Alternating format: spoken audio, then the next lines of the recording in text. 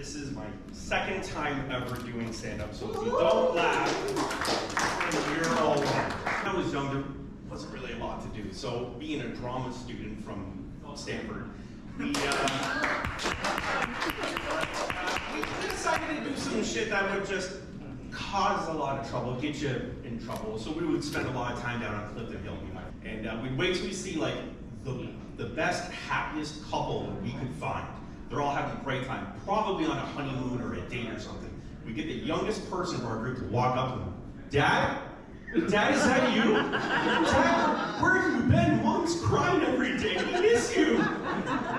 The look on his date wife's face is just, who's that? Now, I'm all for the whole, learning from your mistakes, right? Sometimes you gotta fall down to get back up. Sometimes you gotta, I don't know, all those stupid sayings people fucking say all the time.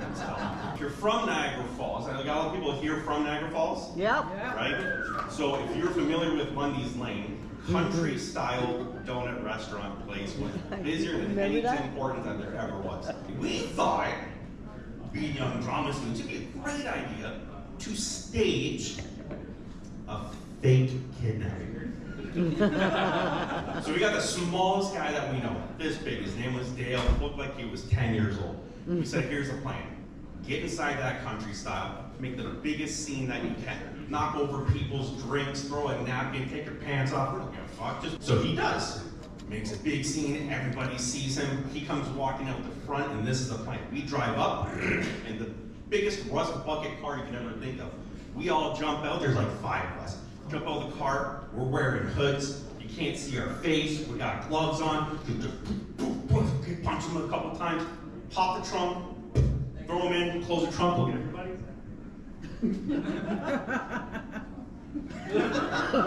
Get in the car and drive off. We pull over, everybody's laughing, having a great time. Pop the trunk, Dale comes out, we're all laughing, high-fiving each other. He looks at everybody and goes, guys, I got a great idea. Immediately, I'm like, oh, don't say it. I know where he's going. I've been friends with him my whole life. I know exactly where he's going. I'm like, please don't do it. Please don't do it.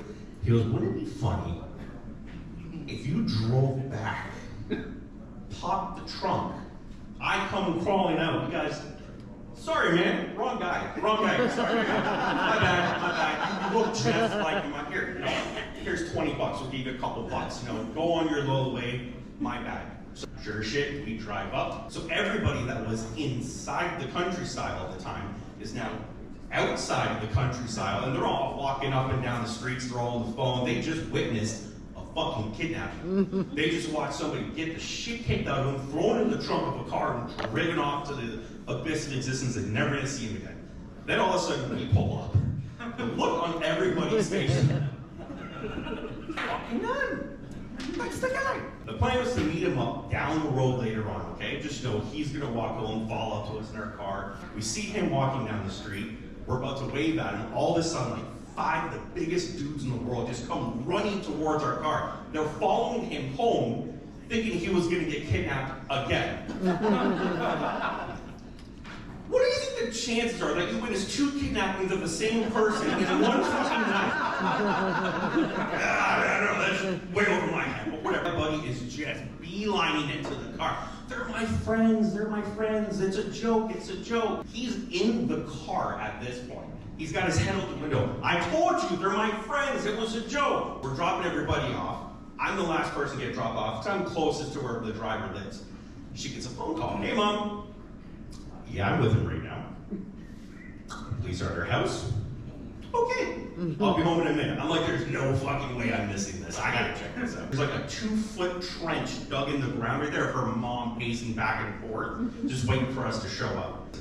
We're 5 senior drama students. We're a little bit bored. We pulled a prank.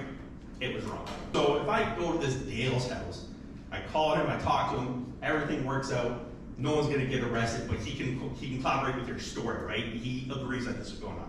Absolutely no problem.